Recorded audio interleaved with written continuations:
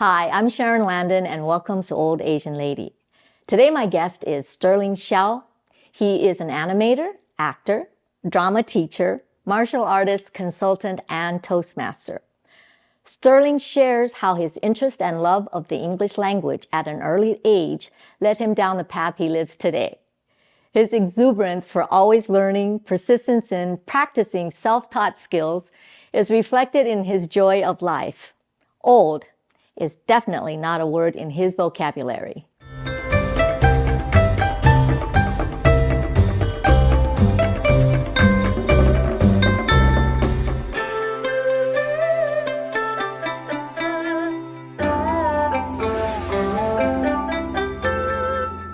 I think I'm going to let you explain it, but he's a polymath.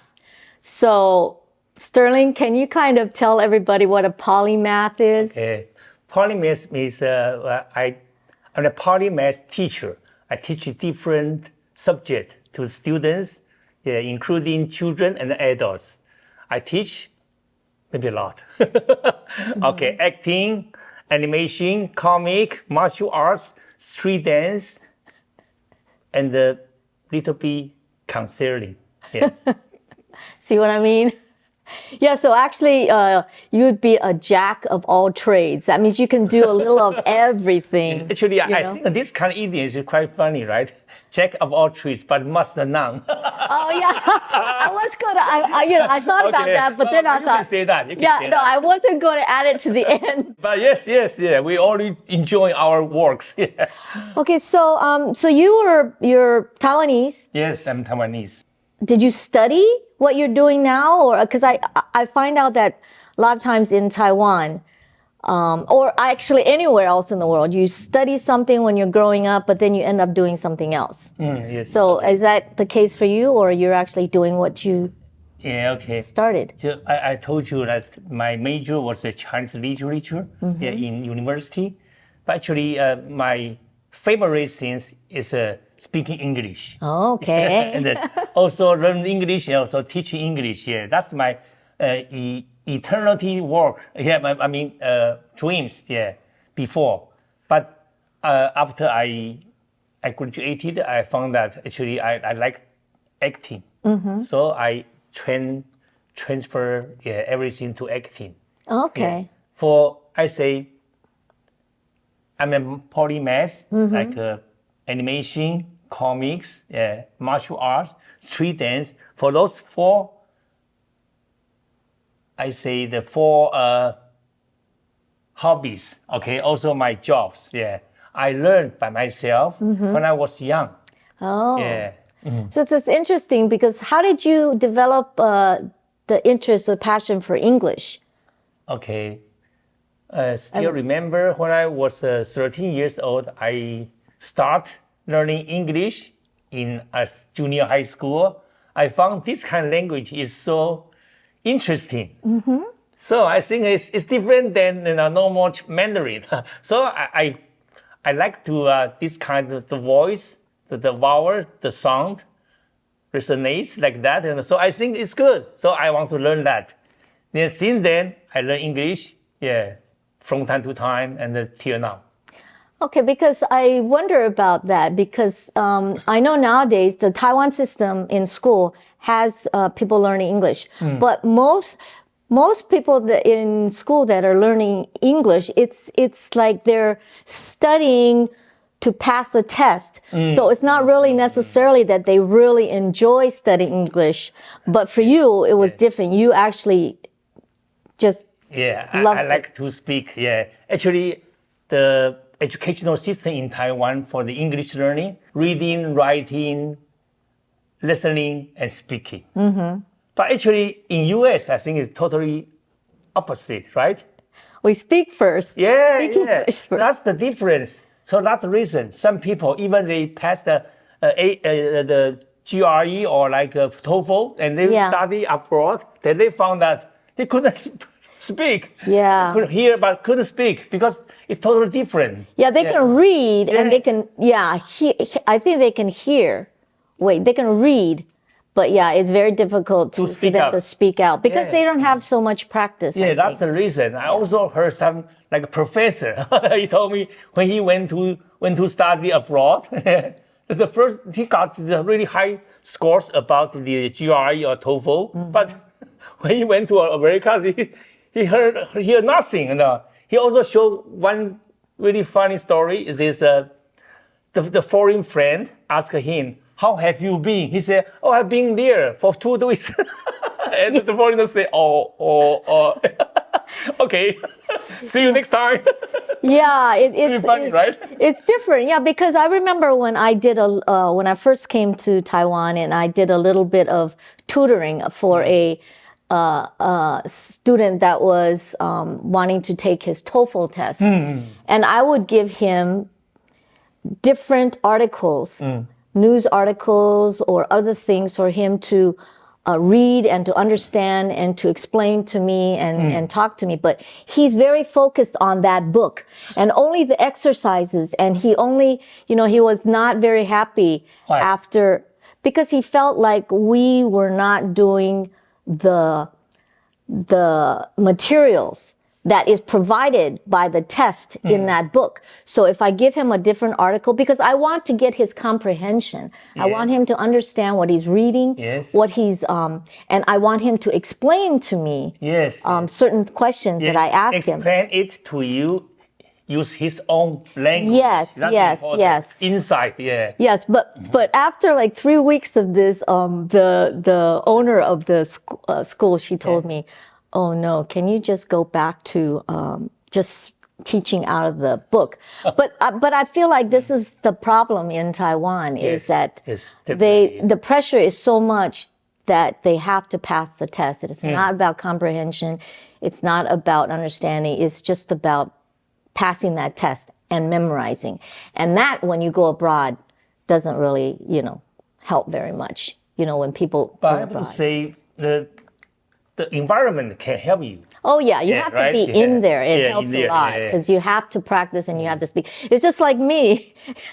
I mean, my Chinese only gets better when I have to speak it more often. Yes. If it's only every couple of years or before, like when I was working, it doesn't improve at all. But you have to be in the environment. I still remember, because my work, I was an animator. Okay, in a animation company, and we invited some directors from Canada or US that came here, and I want to communicate with them, but my English is so poor at that moment, so I try to stay with them more often, although they feel bored with me, because I always say yes, okay, yes. Even they say you are a bad guy, I always answer yes. Yes, I think that's like a cultural thing. I mean, I had a cross-cultural training company. But soon after that, I learned a lot of things that how the culture different than Taiwanese. Yes. Yeah, and I learned that American culture about language. I mean, their culture is honest is the best policy. They always tell you a lot of things, small things. In Chinese, in Taiwanese, we don't explain too much about that. Yes, it's more private. Yeah. Yeah. For example, I saw my student. He learned the Mandarin from me. He said once, he was in the MRT and his mobile dropped before a girl, and he picked it up and said, "Sorry, I didn't take a picture with you. Sorry." I said, "Why you say that?" The girl confused about that, and usually he worried about maybe the girl will thought that he want like a Look up her dress. sneaky shot. Yeah. Because that happens though in Taiwan. Maybe does it happen in Taiwan? You don't have to. You just drop your mobile. Just pick up. That's it. Yeah. It's just being polite. It's a totally different, I think. But actually, from this kind of point, I learned something about the foreigners, the culture, and sooner or later, I learned a lot from them. Yeah, it's just like I have to try to make an environment, English-speaking environment for myself. Yeah. Then I can learn and then improve little by little. Yeah. So now, when I first met you, I think you were in your role of actor. Yeah. And for acting compared to, I mean, have you done projects in English yet? Acting in English? Yes, yes. Yeah, it's about maybe 5 years ago. There's a team from Philippines, really famous team. I'm not sure the name, but they are going to take a shot in Taiwan for express car. Okay, American Express car. Okay, yeah, They want to give the advertisement for that. So they invited the Filipino, the handsome actors to Taiwan and recruit the Taiwanese actor, actress with them. And I was invited, for the audition. I accepted by them. And not too many sentences that I spoke to them. I mean, the lines. But eventually they say it's okay because they want a person can speak English but with a little bit Taiwanese accent. Yeah, Yes. Not really fluent like a teachers or like a professor. So there were a lot of the professors and the teachers, they came to the audition sites, Yeah. They want to get the job. But eventually they say we need an actor, not like a teacher or professor. Yeah, so because I was accepted, yeah, the style of talking or communicating is quite different. If you're a professor, oftentimes you're used to lecturing kind of things. I also filmed the Filipino project that came to Taiwan to film, and they also wanted me to speak English with a Chinese Chinese accent, so they didn't So you have want to pretend. yeah, but it's interesting. I had to practice that. So for what you're doing now, I know you have a lot of all these different roles, but which one do you do more? Are you acting more? Are you teaching more? Yeah, okay. And so far, actually, I teach more. Yeah, I teach you more about the Kung Fu and martial arts and acting to some friends or some actors. They need to improve their acting skills. So I teach them at my workshop. Yeah, and besides this, I also teach at school. Yeah, teach animation after school for some senior high school like that. And also I'm also the member in Toastmasters. So I also share a lot of the skills about how to present yourself on stage. So how did you get into martial arts? Was that started when you were young as well? Yes. I still remember I start learning judo. Judo. When I lived in Japan, I learned judo. Yeah, okay. What belt did you get to? What color belt? Oh, no. Actually, I learned everything by myself. Oh, really? Oh, I okay. didn't go to the school, Kung Fu school, or even my animation. You learned it yourself. By myself, yeah. I have to say, a lot of stories about mine, I have to say, appreciate that God give me some talents about, something like that, And by the way, I really indulge in doing that kind of things. So since I was young, I do that kind of things. What I taught to the students right now. Yeah, animation by myself, martial art by myself, street dance by myself. And what was it about special, martial arts that you... Martial art, when I first time I learned judo, then the junior high I learned taekwondo. You know why?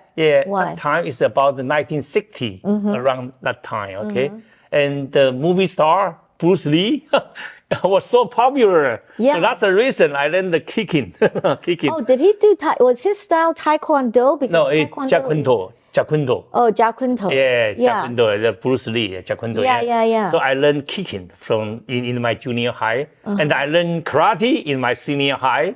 And after that, I learned, I went to the military service. I try to explore and try to mix all those kinds of martial art into one.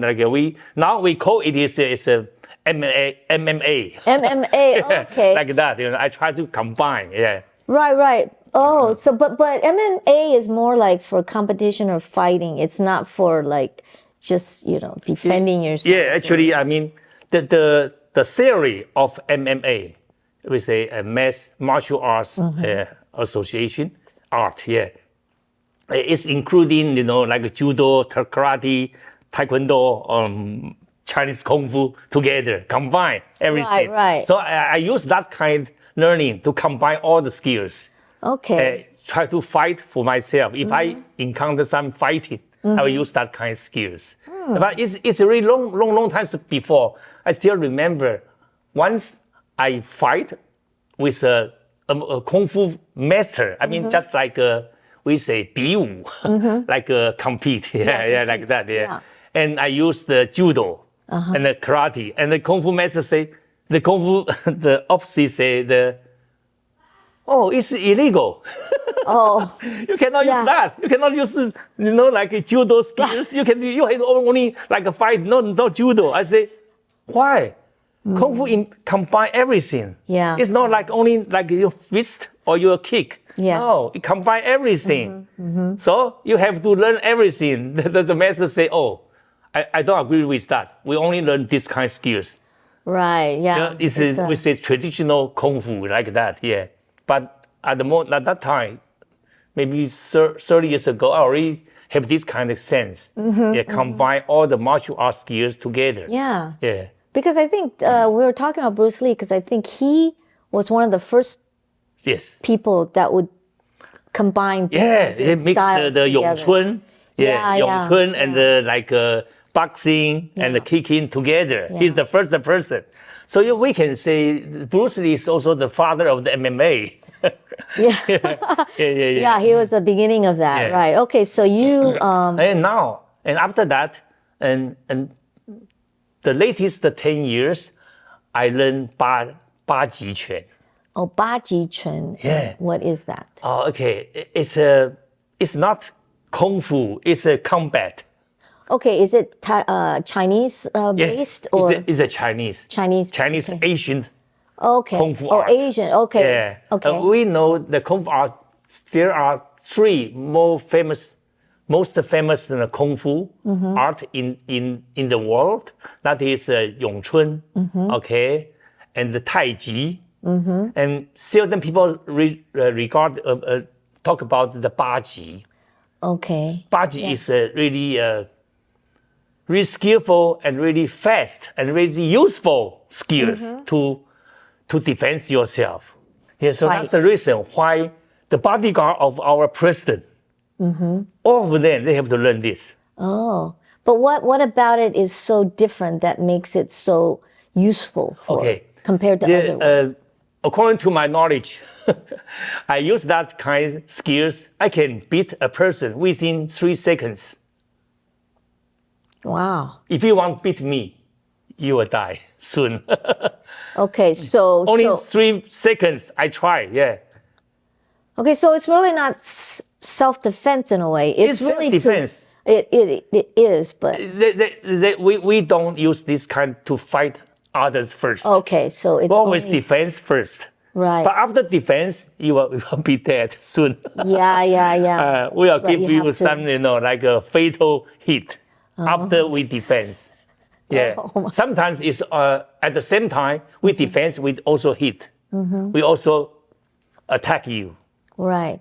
Oh, that's interesting because I think I heard about the bodyguards for the president. Yeah. I remember somewhere Everybody learn this. Yeah. It's really useful.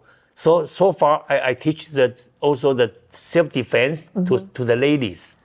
It works for ladies to protect themselves. Yeah, quite easy. Yeah. What type of ladies come and learn this from you? Is it quite old ladies? No, or just... including old lady and middle age or some like actress. Yeah, beautiful actress. Yeah, they also learn this. Yeah, it's really useful. Yeah, we don't use our fist to hit others. Rather, we use palm. Palm and the knees. Elbow. Elbow, elbow, knees. Okay, because this is very hard, really. Because I feel like you are still quite healthy. You keep up. That's also the reason that I also teach 3, physical fitness class to some seniors. Yeah. In Taipei, right now. Yeah. Okay, so aside from martial arts, because I was talking about you being very fit, you also have some hobbies that you mentioned earlier, right? Yes. And one, I think, was performing or dancing. Yeah. Performing, and actually, I heard or I've seen your TikTok videos, Yes. and you do. What style of dancing do you do? Hip hop? Okay. Was it hip hop or? Actually, I've been dancing for over 40 years.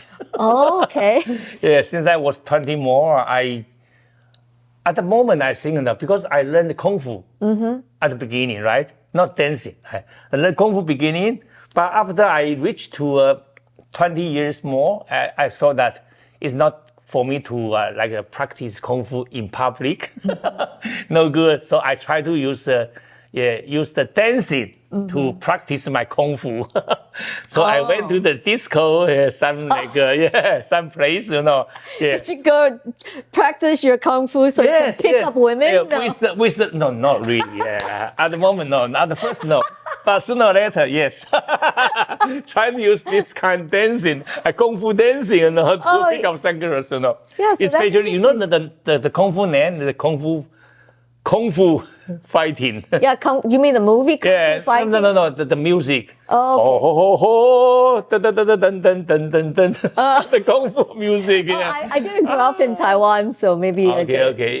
It's a really famous old song about Kung Fu. Yeah. So I like that kind. Yes. You went to the disco and you practiced. Practice Kung Fu and try to engage with some girls.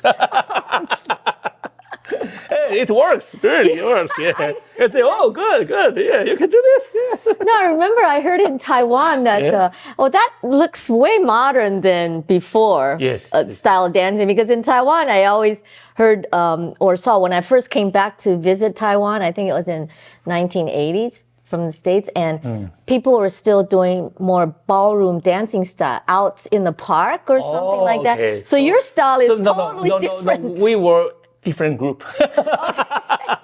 You went to some maybe ball dancing party. I went to the disco party.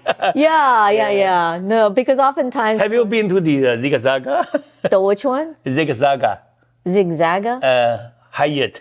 Oh, the Hyatt. I've been to the second Hyatt. floor. Oh, is that a famous dance club? Yeah, live band there. Oh, really? Yeah. Okay. It's all the oldies but goodies. The song. Yeah, they're all. I mean, I have to say, for music and things, I know I like music. I love music, but I still feel like the older music. Yeah. You can understand it, listen to it, and they're goodies. They never die. So that's the reason I say oldies but goodies. Yeah. So anyway, you went dancing to practice your martial arts. And so then sooner or later, I get used to dancing. Then I like dancing. So especially the hip hop. The hip hop. Yeah, hip hop. Yeah, Yeah, but that wasn't popular way back then. That only became popular in the 90s, 80s, or 80s, 80s, or something like that. Okay. So did you, with martial arts, develop your own style of dance? Yeah, I did. Yeah. Yeah? But I found that it's no good. Yeah, because everyone not dancing like me. I'm like a weirdo. So I try to get used to others. I try to learn something. Okay. Like popping, locking, like that kind of skills. Yeah. Wow. Then sooner or later, actually, because I don't ask a teacher to teach me, so I just try to mimic and try to copy their dance, and then I try to learn by myself. So it's not really formal. It's just still with my own style. Okay, so we were talking about your dance style. If you had developed a dance style, now on TikTok, I think on social media, I've seen some videos of you doing the dancing. Is that something that just came naturally, or somebody? You wanted to show people your skills, or did somebody tell you, hey, okay, come and do this TikTok? Because most older people, they don't, they're not really skilled at putting videos of themselves dancing, or on TikTok. Yes, that's quite a modern thing. So how did you get into doing that? Actually, my most used social media is Facebook. Okay. Yeah, I don't really use the TikTok. Ah. But sometimes I will leave some like dancing clips there. Yeah. Yeah, okay. Mostly I will leave more tape and more videos on my YouTube. Yeah. Why? I dance a lot. Yeah, a lot of the videos for the social media. I want to show people and the seniors that healthy is important. If you are healthy, you can do anything. Yeah, as I mentioned, I learned dancing for over 40 years. I think it's time for me to try to exercise and show the same age person like me, yeah, to go out and have your own hobbies. Okay. Yeah, that's my intention. Not really show my dance. My dance is not really well, but I want to show that if you're healthy, you are healthy, you can do anything. Yeah. Okay. So you're encouraging older Yes. seniors to go out and do this kind of thing. I mean, make videos or what kind of things? Just exercise or just dance? Yes, Or yes. Actually, so far, my life, I think I want to emphasize that the health is really important. right. And exercise every day, yeah, eat less and more nutritional for yourself, and try to not depend on your children. Yeah, try to be independent and try to learn new things, because learning is just like a process of making you young forever. Yeah, Right, you right. keep on learning, you will feel young. Yeah, my always. thing is learn something new every day. Yes, that's Yeah, good. Yeah. it keeps your mind. Of Yeah. course, I before I had a kind of like a father figure when I was in Shanghai, and he was 80 something, and how he kept his mind going was he was always playing mahjong. He always wanted to play mahjong, but he was really good at moving his mind and being able to play and stuff. So yeah, I feel like it's really important for that, because when you were just talking about wanting to be more independent and things, I feel like that's a little bit kind of Western type of thinking, because I feel, like in Asian cultures or in my experience, there's a dependency on your kids, and you expect your kids to take care of you, and it's not necessarily wanting to be independent and do it. That's more like a Western style. I remember one of my staff when I was working in China, and they were asking me, why do Americans not like their parents or not love their parents? And I said, what do you mean? He goes, yeah, because they don't live together, or they don't stay together. They don't take care of the kid, don't take care of them. I said, it's not because of that. It's because the parents, when they get older, they want to be independent, because the culture is you've always been independent when you've, growing up. So it's interesting to hear that you have kind of a mindset. Maybe it ties into you liking English, so much. You have a Western way of thinking on a lot of actually, so far, to my knowledge, the more and more seniors like me, they have this kind of concept. Maybe it's because the foreigner, the Western cultures already influence on our Chinese culture. Yeah. And more seniors have this kind of conceptions. Okay. They want to be independent, and they have own money to spend, not ask their children to give them. Right. That will be better. By the way, try to not nagging on your children always like that. Always say, oh, don't do that. Come on. You're already retired. Yeah, do your own things, on your business, okay? they have their life, you will have your own life. It's just like we are not really separate, but we give them, your children, our children, more space to do what they want to do. Yeah. And to experience their life. Yeah. Because they are not our, we say, copy. Yeah, I still remember my son, after he to win the first place performing contest, in junior high. Yes. And then he told me he has his own hobbies. That is being a rocker, being a heavy metal singer. Right. I said, wow, it's totally different than my thinking. You have to be a good actor, but why? He said, no. Acting to me is nothing. I want to be a heavy metal singer. Yeah. Mm-hmm. So look, actually the children is not our. I have to say, most of the parents, they have this kind of conception that is, I hope my son can fulfill my dream. Yes, a lot, yes. But actually, they have their own idea, their own thinking, right? They don't want to just follow your dreams. Yeah, your dream is your dream, and my dream is my dream. Mm-hmm. I feel like in a lot of ways, like for example, your son, maybe it's because of your influence growing up and stuff, that your son was able to tell you, hey, Dad, I want to do my own thing. And the fact that you allow that to happen is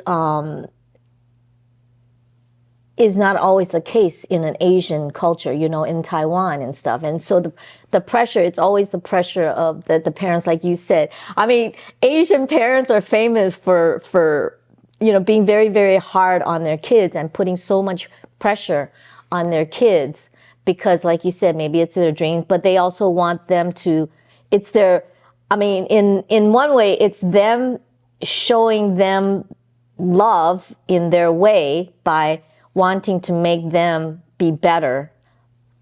Right. But oftentimes it's really very hard. I mean, most times it's very hard on kids, not even just in Asia, but although I feel like this type of pressure is more prevalent in Asia than it is in Western countries. Mm-hmm. So I think what you said is really good, that people are being more open, senior citizen, older people are being more open because they're exposed, I think. Maybe because there's more exposure on YouTube or something like that they see. I'm not sure what. You know why I want to release my video on YouTube? Yeah. Because I want to leave some personal life to my children. Oh. They are so busy. Yeah. Maybe they have no time to visit me, but from the social media, they can see me. Yeah. And my body is still healthy. Good. That's good. Hey, good. Yeah. Mark. Check. Look at that. Yeah. So that's good. Yeah. We still communicate, but not really, over the phone. Right. Oh, so your kids don't live with you, right? They have their separate life. They live different places. Right. Yeah. Your daughter's married and your son. Yeah. So that's the reason. And I still remember my wife asked my daughter, do you think days is good? Of course. Really good. Yeah, you're really... As long as no bother me. Okay, yeah, why not? Yeah, I enjoy my life. Yeah, just like that. Yeah.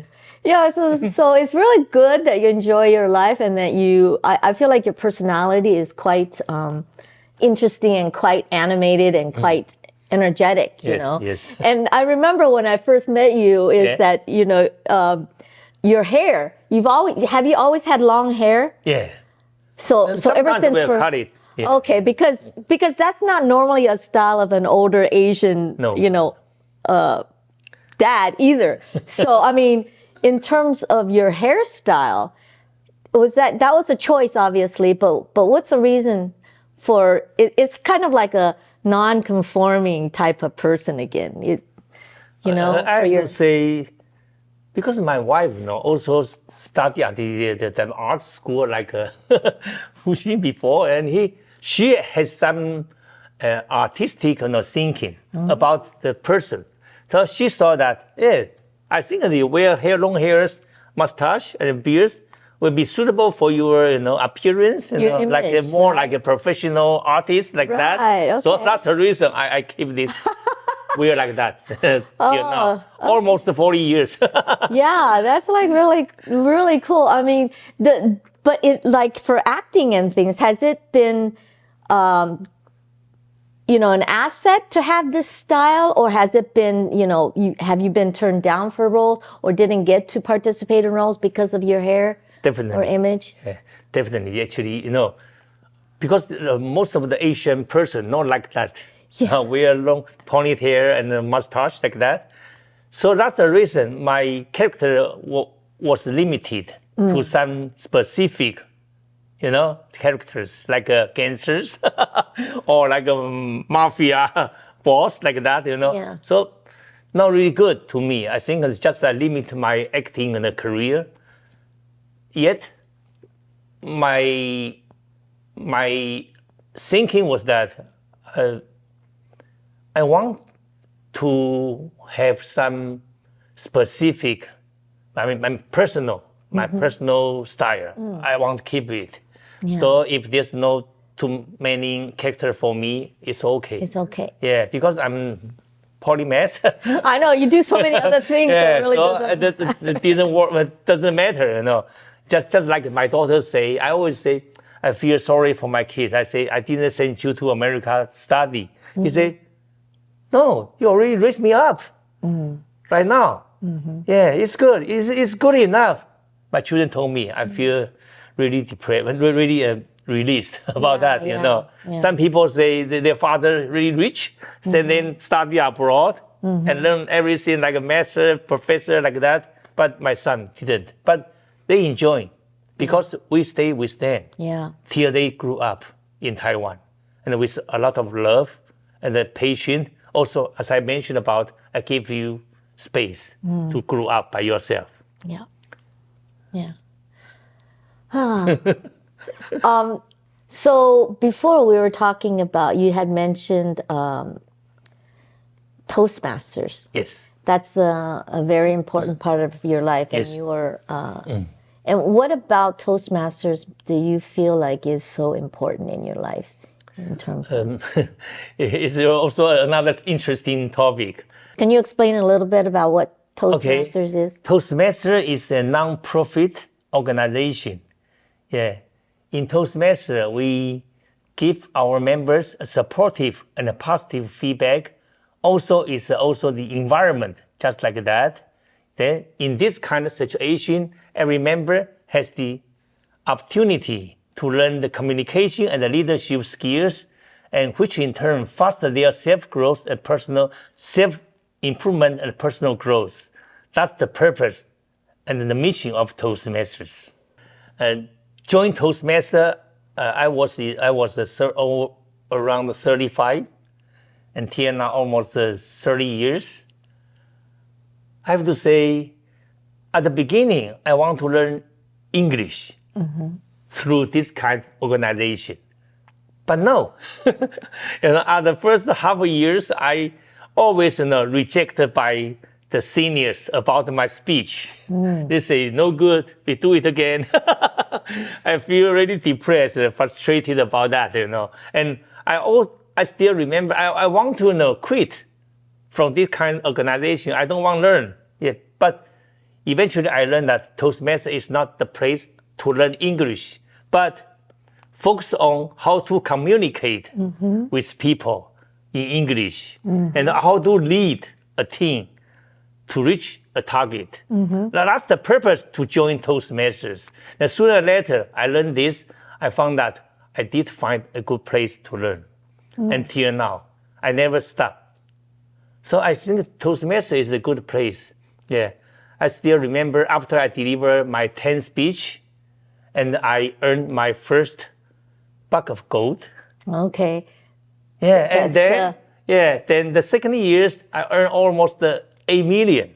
Oh, wow. In Taiwan, I couldn't imagine that, Even I worked in the animation company for 10 years, the total money, not like that, Well, what do you mean about the bag of gold? I mean, literally you get win a prize and it's money? No, or it's a... I got a job. Oh, okay. You got a job It's about because of your... doing animation, doing the CD-ROM. Oh, for the because of company. your Toastmasters speech or performance? Yeah, because of my communication skills. Ah. Yeah, I use this one to get a job from foreigners. Actually, not easy, right? I'm Taiwanese. I've never been to a U.S.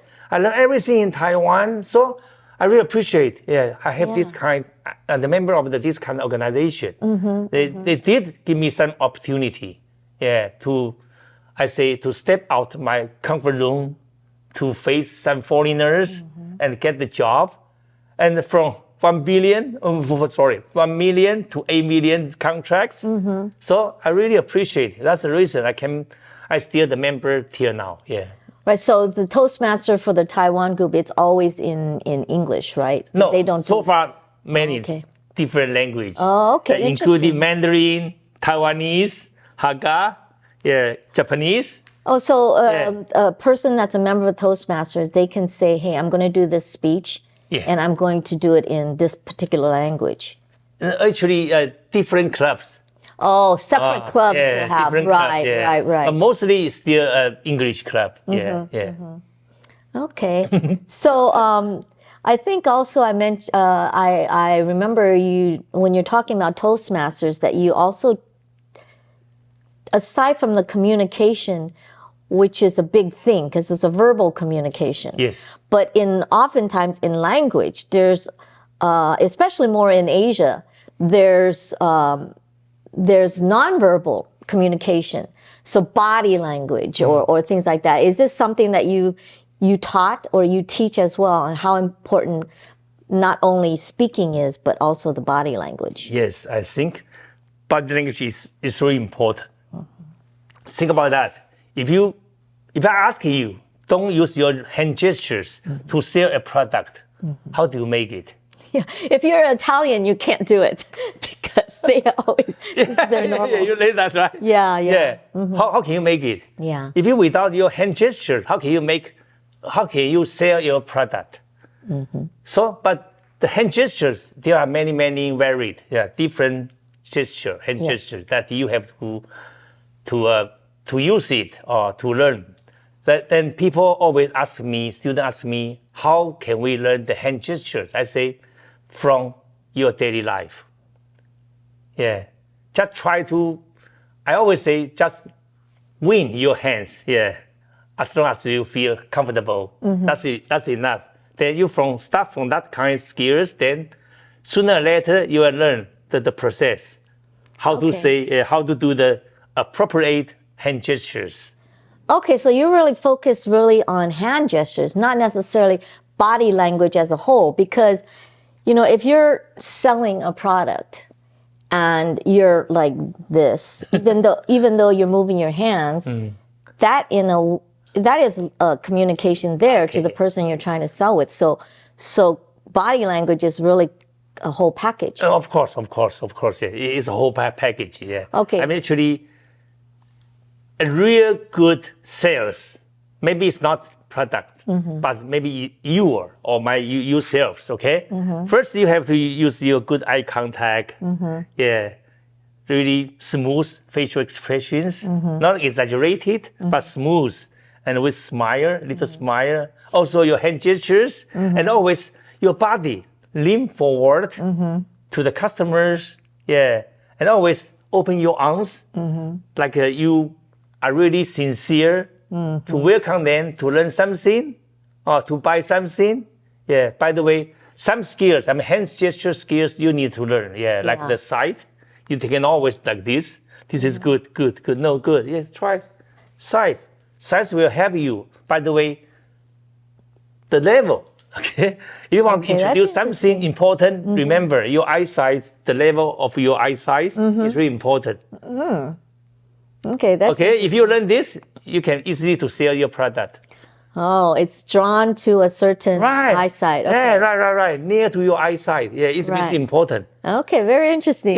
Nobody knows this. I learned by myself because I'm actor, right? So here is really important. For example, I say, this cup is really expensive. I've put here. Did you see? But it's expensive.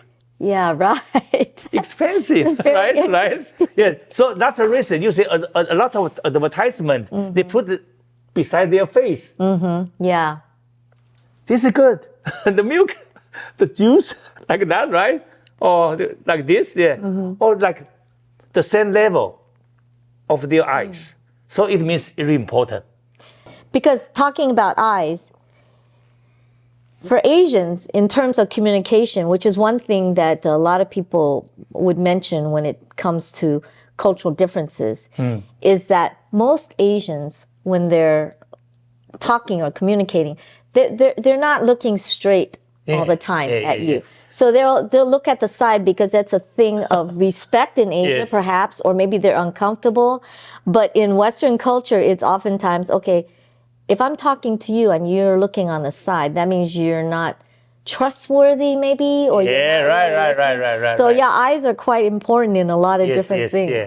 That's the reason I still remember one of our really famous prime minister, vice president before, this gentleman always like a wink.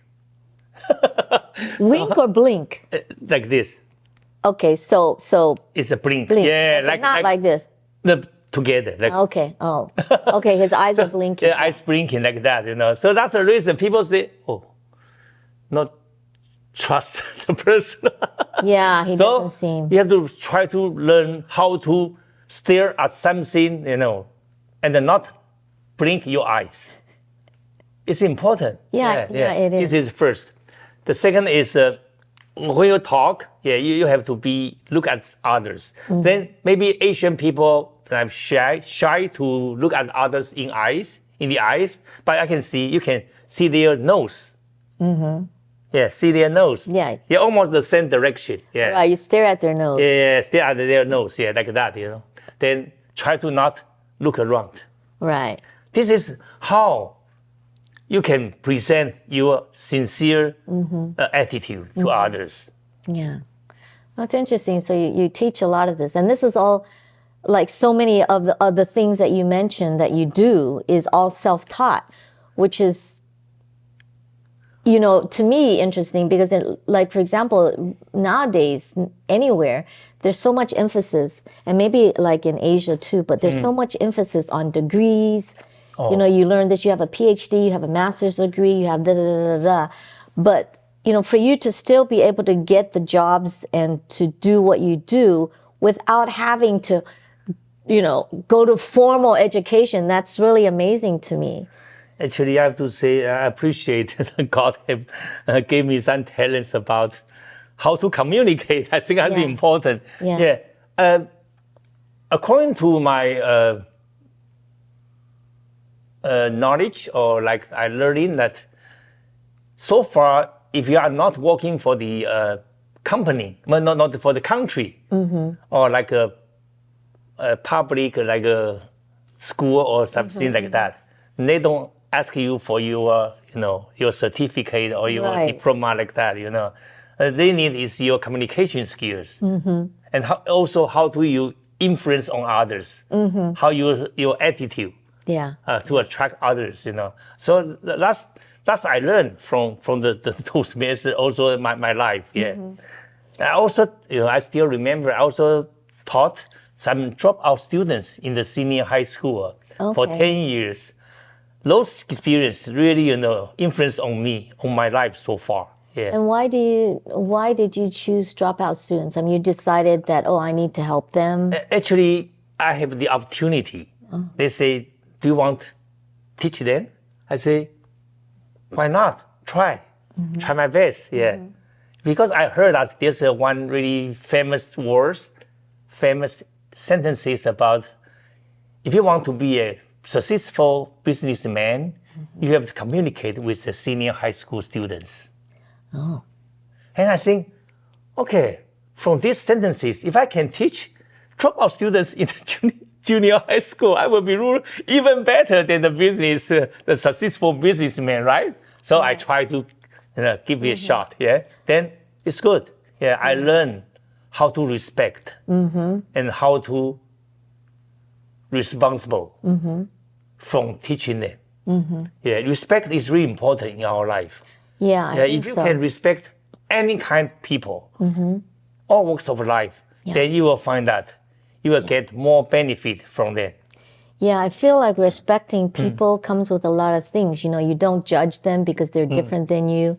You don't judge them or think something because they of a particular race or their age or anything like that. Yes. I think that goes a long ways. And I wish more people would change their thinking about that. It goes a long way. Now that throughout your life and up to now, you've learned so many different things.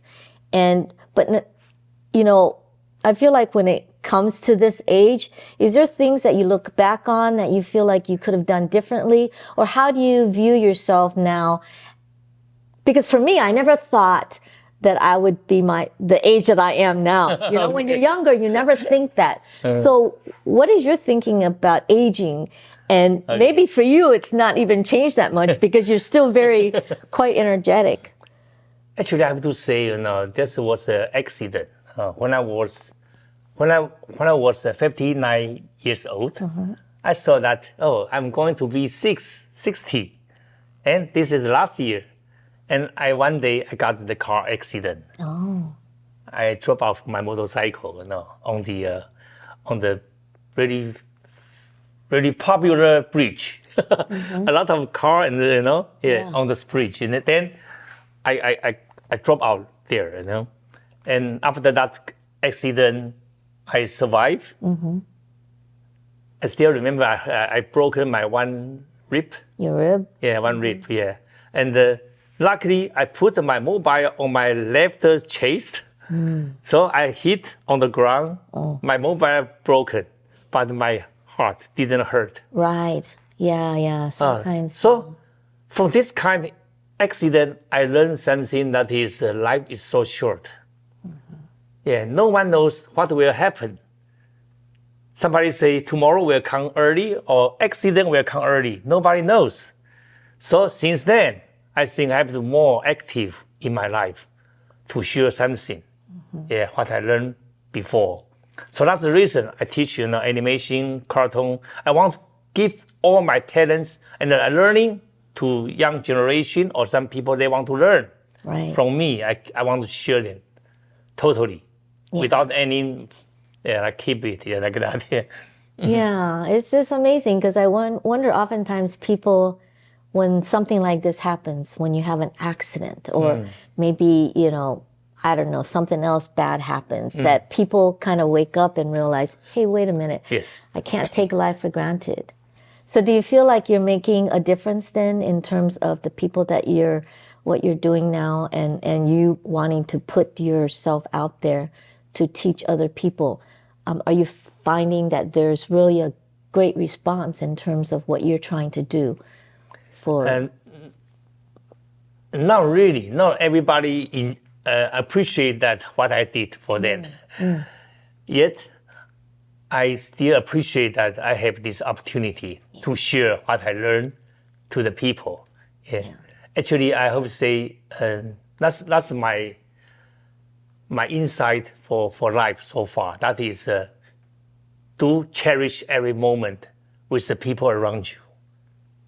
Yeah. So that's the reason when we talk, you can see I focus on you. Yeah. Yeah, I listen to you. Even if there's a camera, I will also face to the camera. Yeah, I want to emphasize that live at the present is important, very important. Yeah, because no one knows after the door, after the interview, after the audition, what will happen. Yeah, I have to say it's really I like to teach kids.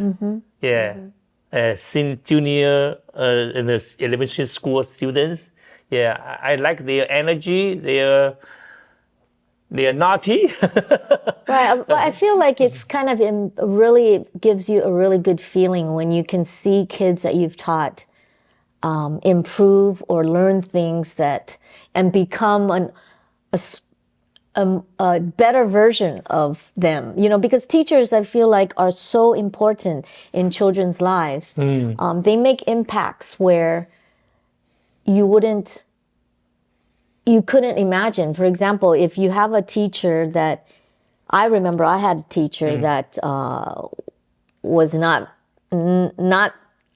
very good, I feel like. I mean, and it really makes an impact because if she said something to me and it really brought down my confidence and really made you think, teachers are so important in a kid's life. So for you, yeah. Yeah, it's also a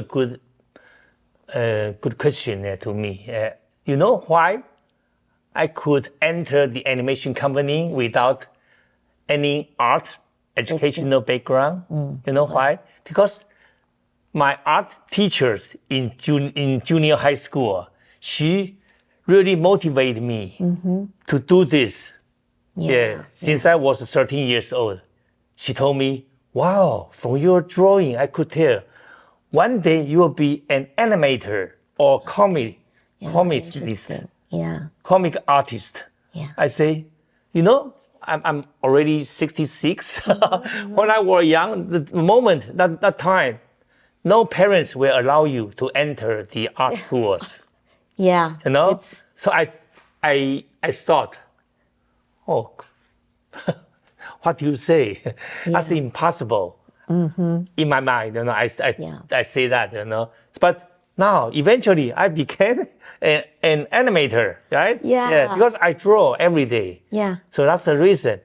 The company say, oh, you have some talents about the creation. Maybe we can train you. So that's the reason I could enter the animation company.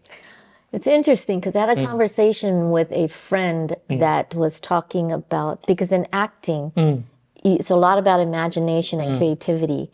And for the exercise that we did in our acting class, it's called, in Meisner, it's called 白日梦. Oh, okay. So daydreaming and stuff. And actually this person told me, oh no, daydreaming is not good because, you know, that means you're not doing what it is that you should be doing, like your schoolwork or something like that. But if you think about it, when you're dreaming of something, you're imagining in your head, and it's a lot of visualization about it's possible. Yes. And what you can do. Most of the Oriental family, they want their children to do that, not to something daydreams like that. Yeah, don't do that. But actually, I have to say to all the listeners right now, just remember, your dream is your destiny. Yeah. Someday. Yeah. But you never know. Yeah. Maybe you learn an engineer, you learn the mechanical, you learn the science like that. You want to be a scientist in the near future, but eventually, to my experience in my age, you will go the dream that you made when you were young. Yeah. Most of them do this. Especially some people, they retired after 60, like in their business or something. Then they turn back to their dream. Yeah. Right? Yeah. Dream pursue, right? They're like that. Yeah, they do art, doing like, okay, I want to be an actress. I go to the audition, like that. Yeah, a lot of people do that. Yeah, so I feel like if kids can be encouraged when they have the dreams or when they have these daydreams, that this will happen much faster. You know, they can live what they want. They can enjoy what they do, because I feel like your son or you know, me, you, if we enjoy what it is that we're doing, we're happier than doing it, even if it's not the ideal situation. But it's much better than, in my mind, being in a job where you're just doing it to make money and you have to, and you can't enjoy life. It's a pressure. I mean, maybe that's too much of an ideal situation, but if parents could support their kids, or teachers can support their kids in terms of that. Yeah, definitely. It would make. So far, I met a lot of students or people. They always say they have no future, they have no vision, they have no dream. I say, what? Only want just married, have 2 kids? Yeah. Oh, that's not your life. Think about more about that, okay?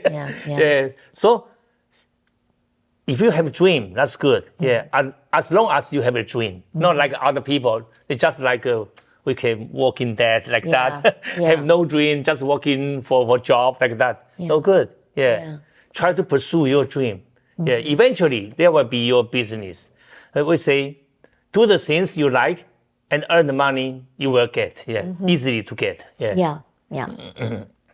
Thank you. So with that, Thank you. yeah. So if people want to find you or learn a little bit more about your classes, Yes. where would they find you? Okay, yeah. Yeah, you can find me at the Facebook. My name is Hsiao Zhongwen. Yeah, you can find me on Facebook, yeah, Instagram, Sterling Hsiao, and TikTok. Sterling, thank you so much for stopping by today. Thank you. And chatting with me and sharing a little bit about your life and your story. I know there's a lot that we didn't talk about, but Thank you. Yes. Yeah. So thank you so much for joining us today, and we'll see you next time on Old Asian Lady. Bye bye. Thank you, everybody. Have a good day.